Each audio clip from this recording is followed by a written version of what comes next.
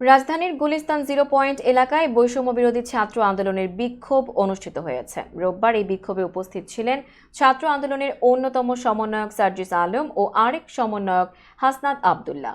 বিক্ষোভে সার্জিস আলম বলেন, এই গুলিস্তান 0 পয়েন্ট দূরের কথা, এর আশেপাশের কয়েক কিলোমিটারের মধ্যেও গুজব লীগ নামতে পারবে না। তিনি আরো বলেন, তারা যদি কোনো ধরনের গুজব ছড়ানোর চেষ্টা করে আমরা ঐক্যবদ্ধভাবে তাদের প্রতিহত করব। পরে গণজমায়েতে বৈষম্য বিরোধী ছাত্র আন্দোলনের সমন্বয়ক সার্জিস আলম হ দিয়ে একটি কবিতা আবৃত্তি করেন। কবিতাটির প্রথম কয়েকটি লাইন দর্শকদের জন্য তুলে ধরছি। সে এক যুগ ছিল ভাই, স্বর্ণ যুগ যাকে বলে, প্রত্যেক যুগের আলাদা আলাদা নাম থাকে, সেই যুগের নাম ছিল হ যুগ। সবকিছুতেই হ, উপরে নিচে ডাইনে বায়ে যেখানে তাকাবেন হ হ আর হ। নেত্রীর নাম হ দিয়েছিল তো বটেই, বাহিনীরও নাম ছিল হেলমেট বাহিনী। তাদের হাতে হাতুড়ি, হাতুড়ি না থাকলে হকি স্টিক। হয়ের বাইরে এরা যায় নাই।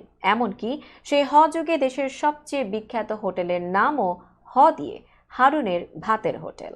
চারিদিকে হয়ের হালকাও, নতুন হ যুগে শুরু হয়েছে এভাবে।